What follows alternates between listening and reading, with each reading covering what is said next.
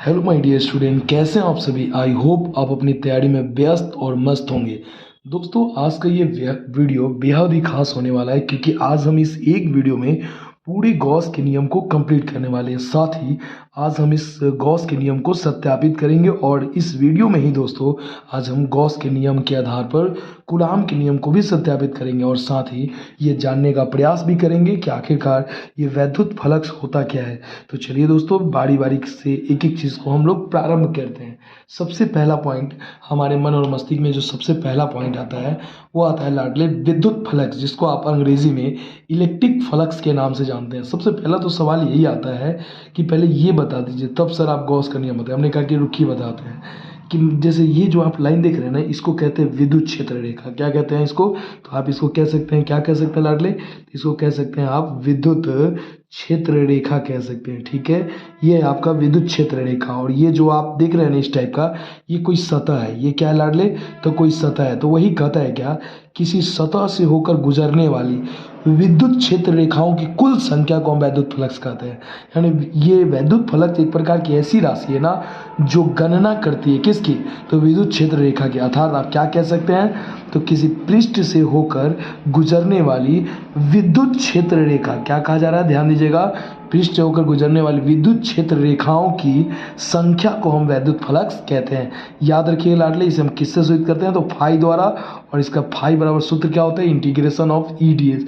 कुछ और भी बातें इसके से जुड़े हुए देख लेते हैं।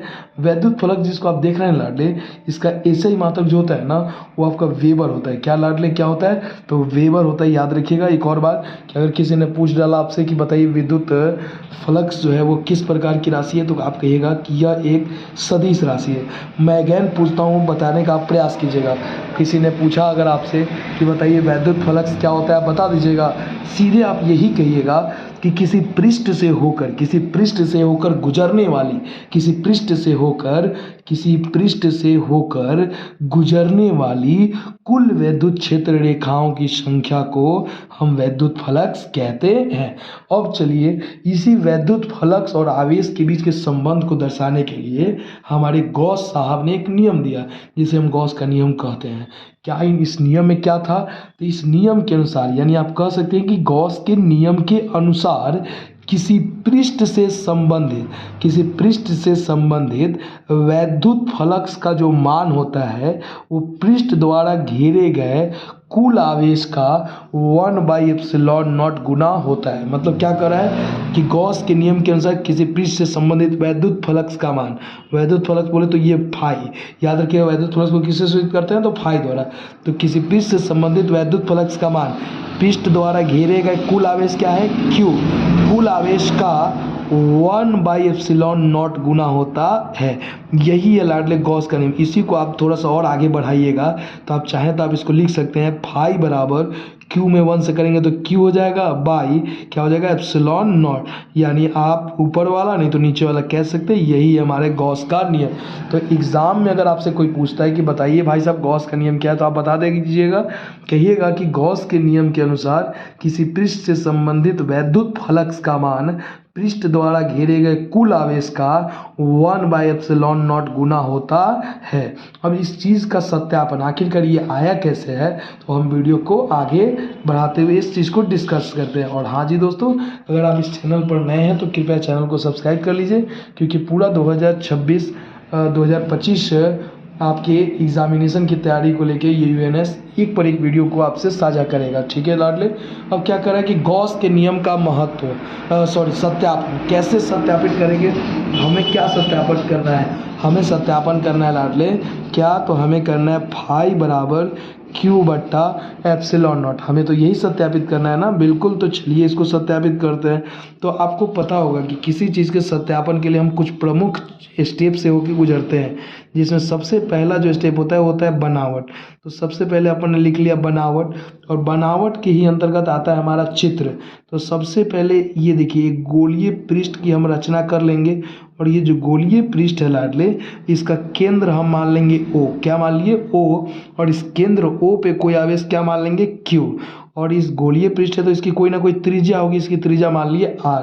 और यही पृष्ठ जो है ना, इसी पर हमें ds यानी इसी पर हमें वैद्युत फ्लक्स का मान निकालना। तो पहले जो हम चित्र बनाए हैं उसको लिख लेंगे। क्या लिखेंगे, देखिए माना कि, देखिए क्या लिखेंगे लाडले, तो माना कि कोई, ध्यान दीजिए, माना कि कोई गोलीय पृष्ठ, माना कि क्या लिखिएगा, तो माना कि कोई गोलीय पृष्ठ है, माना कि कोई गोलीय पृष्ठ है जिसका केंद्र, गोलीय पृष्ठ जिसका केंद्र क्या लिखिएगा लाडले, तो जिसका केंद्र क्या है, तो O है, जिसका केंद्र क्या है, तो O है, जिसका केंद्र O है लिखिएगा। इसी पर, इस पर, ठीक है, इस पर कोई बिंदु आवेश या इस पर कोई आवेश Q स्थित है। इस पर कोई आवेश क्या स्थित है लाडले, तो इस पर कोई आवेश Q स्थित है। देखिए ज़्यादा लैंग्वेज लिखिएगा ना तो आप अपने पाथ से भटक जाइएगा। हमने क्या बोला, पहला काम आप कीजिएगा कि आप पिक्चर उतार लीजिएगा, उसके बाद माना कि कोई गोलीय पृष्ठ है जिसका केंद्र क्या है, O है, और इस पर कोई आवेश क्या स्थित है, Q स्थित है। हो गया, बनावट हो गया, इससे ज़्यादा दिमाग लगाने की कोई जरूरत नहीं है। अब सीधे लिखते हैं लाडले सिद्धांत, और सिद्धांत की ओर जब चलते हैं तो सिद्धांत में क्या होता है, जितने भी न्यूमेरिकल टर्म होते हैं उसको हम लिखते हैं। तो सिद्धांत में सबसे पहला काम हम करेंगे लाडले, तो हम लिखेंगे हम जानते हैं कि, ध्यान रखिए लाडले, हम पूरा प्रयास कर रहे हैं कि कोई भी बड़ा से बड़ा जो टॉपिक हो उसको आसान भाषा में आपको समझाया जा सके। इसलिए ना मैंने आपको कहा कि थोड़ी सी आवाज़ अगर आपको थोड़ी डिस्टर्ब करे बैकग्राउंड, उसके चक्कर में नहीं पड़ना है, आपको किसी भी हाल में पढ़ाई कर लेनी है। और हाँ, आपको लगातार इस चैनल के साथ बने रहना है, हर वीडियो को आप तक पहुंचाना है, तो आपको तो सब्सक्राइब करना पड़ेगा ना, इसमें कोई आपको नहीं जा रहा है, लेकिन इतना जान लीजिए एक अच्छी तैयारी आपकी हो जाएगी लाडले। अब हम जाते हैं आगे। हम जानते हैं कि, क्या जानते हैं लाडले, तो हम एक सूत्र जानते हैं सर कि फाई बराबर होता है इंटीग्रेशन का वेक्टर EDS। सबसे पहले ध्यान दीजिए, तो जो आपने लिखा है देखिए, सबसे पहले हमने ये लिखा था कि फाई बराबर EDS होता है, बिल्कुल सही सर, हाँ ये तो लिखे थे। हमने कहा कि अब यहाँ से एक बात हम पूछते हैं, यहाँ से कुछ बताइएगा। चूँकि आप जानते हैं किसी आवेश Q के कारण अगर सतह पर तीव्रता अगर निकालेंगे, विद्युत क्षेत्र की तीव्रता, तो E वेक्टर बराबर, ये सूत्र आप पढ़े होंगे कि 1/4πε0 गुने Q/r² होता है। क्या ये सूत्र आप जानते हैं विद्युत क्षेत्र की तीव्रता E का? हाँ सर, ये तो हम जानते हैं। तो हमने कहा लाडली एक बात बताइए, यहाँ फाई बराबर रहने दीजिए, यहाँ EDS में देखिए, तो DS तो डिफ्रेंसिएशन का टर्म लग रहा है, लेकिन E तो कांस्टेंट है, तो जो हमको कांस्टेंट लगेगा उसको हमने बाहर कर दिया और अंदर में क्या बच गया, DS। अब लाडले थोड़ा सा इसको जब आगे और बढ़ाते हैं तो फाई बराबर, दिल के टुकड़ों, E की वैल्यू कितने लिखते हैं, तो E की वैल्यू आप लिखिएगा 4πε0 इंटू का Q/r²। ये किसकी वैल्यू आपने लिखा है, तो ये E की वैल्यू, और अंदर में DS रहने दीजिए। अभी फिर हम कुछ पूछना चाहते हैं, आपको क्या पता है कि ये जो इंटीग्रेशन ऑफ DS का मतलब क्या होता है? कभी भी किसी चीज़ के पहले अगर इंटीग्रेशन लग जाए, पहले इस चीज़ को आप समझिए कि इंटीग्रेशन और डिफरेंशिएशन में क्या अंतर होता है, आखिरकार कुछ तो खास अंतर रहता होगा।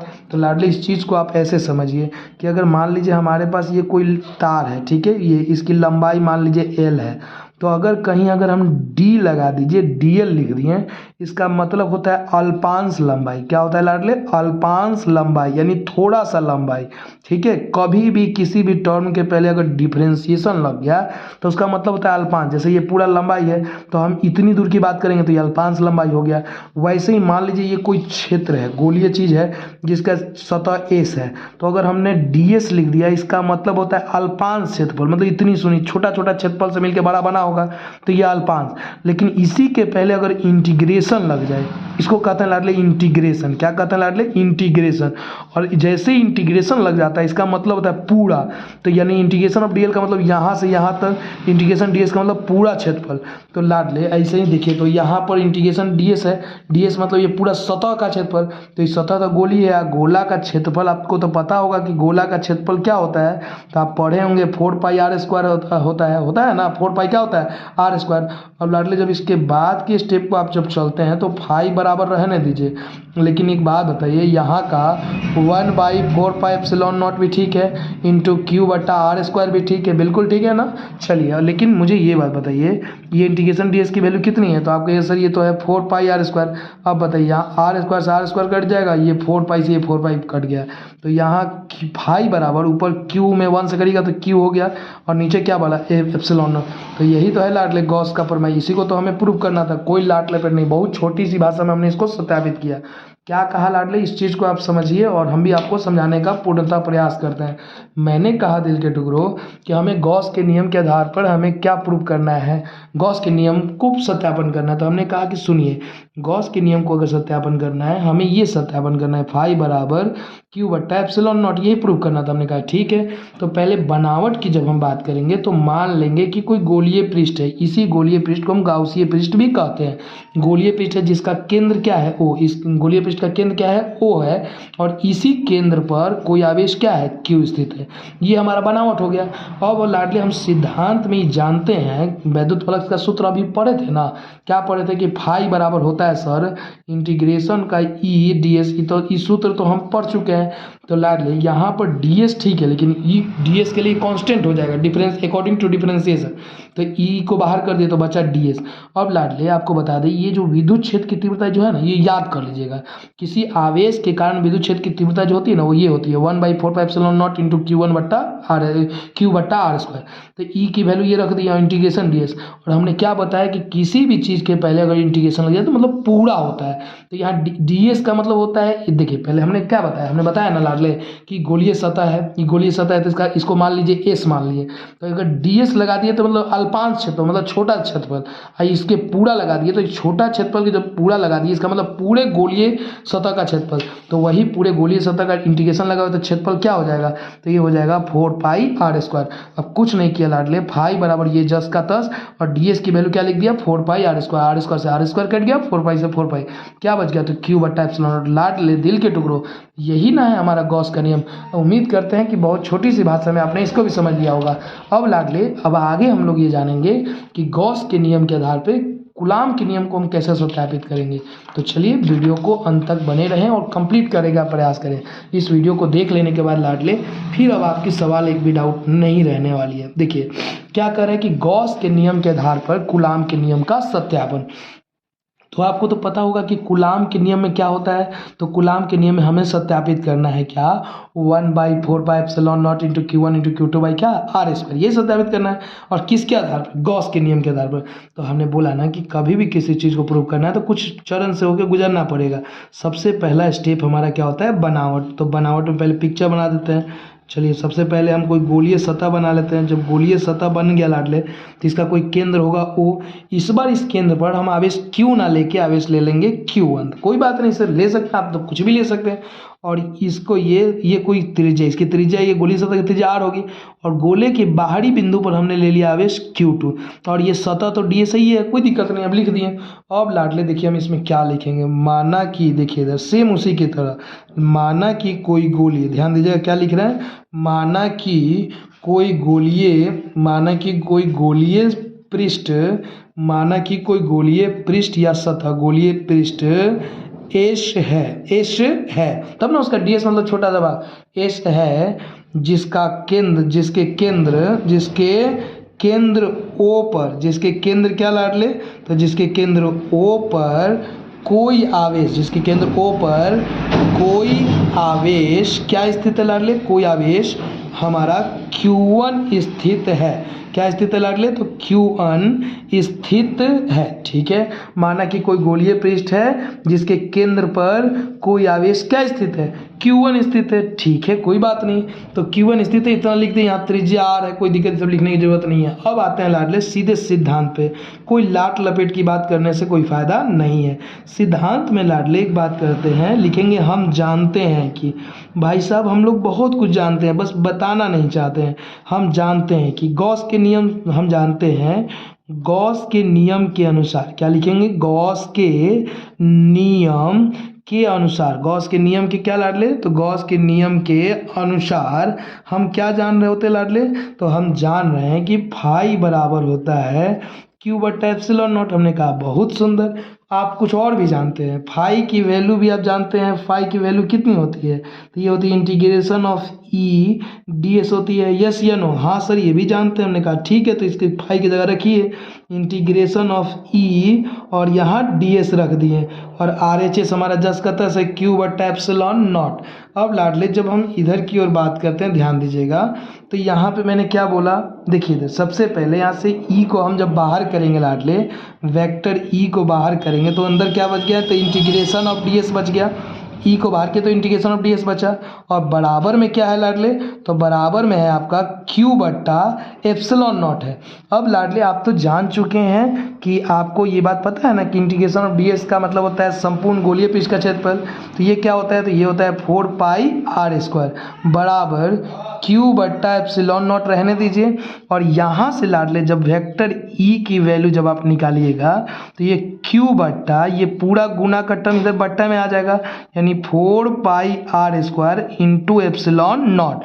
लाडले इसको अगर इज्जत से लिखना अगर आप चाहिएगा तो क्या लिख सकते हैं, आज इसके गुना में नहीं पूछा तो 1 है तो लिख सकते हैं 1/4 पाई और यहाँ क्या है एप्सिलॉन नॉट, तो 1/4 पाई एप्सिलॉन नॉट उतर गया इंटू ये क्यू है, यहाँ क्या है क्यू और यहाँ क्या है आर स्क्वायर। तो ये हो गया लाडले, हमने क्या किया कि आवेश Q1 के कारण पृष्ठ पर हमने विद्युत क्षेत्र की तीव्रता निकाल दिया। विद्युत क्षेत्र की क्या निकाल दिया, तीव्रता। तो जब यहाँ से हमारी तीव्रता निकल गई, अब कुछ नहीं करना है, इसके बाद का जो स्टेप है वो बेहद ही आसान है। इसके बाद के स्टेप में आप क्या कीजिएगा, आप सीधे लिखिएगा आवेश Q2 के आवेश, ध्यान दीजिएगा, आवेश Q2 के कारण,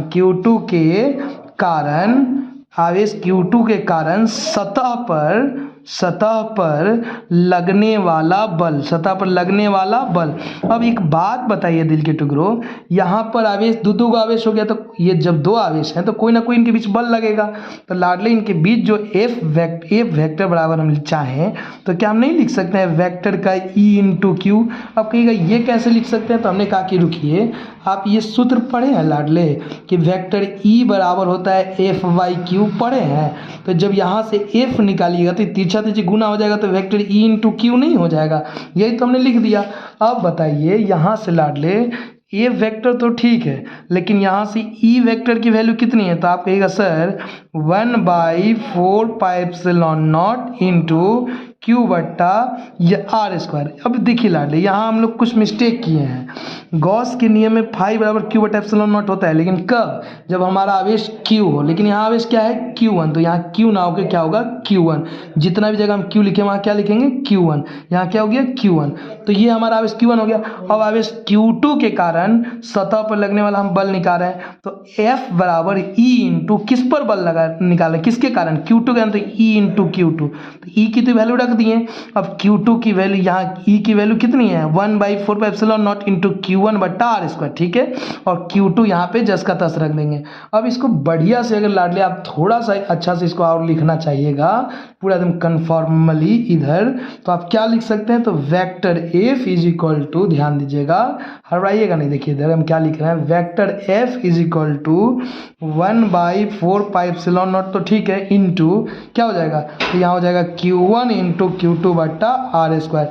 बताइए तो यही कूलाम का नियम है क्या, बिल्कुल सर यही तो है। तो हमने क्या किया, इसमें हमने गॉस के नियम के आधार पे कूलाम के नियम को सत्यापित कर लिया।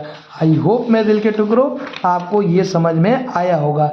टेंशन नहीं लीजिएगा, अगर कोई स्टेप अगर दिक्कत हो गया हो, ना समझ में आया हो, क्या टेंशन लेते हैं, वीडियो को रिवाइव करके दोबारा देख लिया कीजिए। तो मिलते हैं लाडले ऐसे और भी बढ़िया बढ़िया टॉपिक के साथ और लॉन्ग क्वेश्चन को समझते हुए मिलते हैं नए वीडियो में। तब तक के लिए जय हिंद जय भारत।